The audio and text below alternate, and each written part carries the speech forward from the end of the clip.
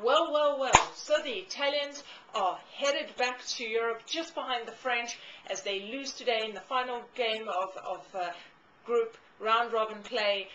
They are not going to make it to the knockout stage, the stage of 16. They got beaten by Slovakia 3-2 in Ellis Park Stadium in Johannesburg, South Africa. What a dramatic victory. The Slovakians were definitely the better team for the entire first half. They played well, they had energy, they were running around constantly, whereas I was looking, the Italians were walking a lot of the time, and that's just not acceptable.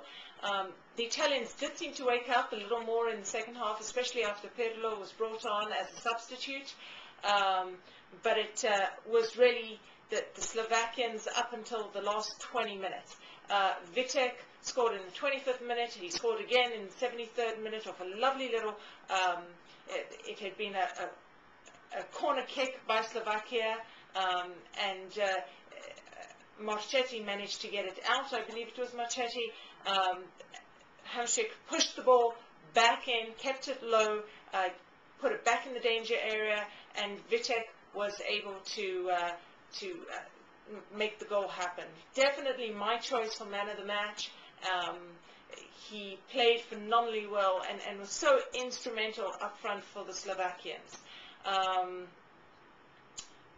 After Pirlo was brought on, the Italians definitely seemed to gel a little better. They seemed to be able to start moving. Antonio Di Natale in the 81st minute gave them their first goal. And at that point, it was 2-1. And you thought, wow, are the Italians actually going to be able to bring it together? Are they absolutely going to make it happen? And they looked very dangerous. They were pressuring the Slovakians, and the Slovaks were scrambling to keep the ball out of the back of the net. There was one disallowed goal. It was ruled that it never crossed the line. Slovakia then trying to waste some time. It is the professional way after all. They were bringing on players. Kamil Kopanek, dream come true. His first touch of the ball, and he gets it into the back of the net. And at that point, it was 3-1. And one could tell that the Italians were going to be headed home. But Fabio Quagliarella, in the second minute of stoppage, he managed to put the ball into the back of the net for the Italians, making it a much more equitable sort of 3-2. But that's not going to make the pull any easier, that the Italians, World Cup champions, are headed home early. I believe this is the first time since 1974 that they haven't made it out of the knockout stage. So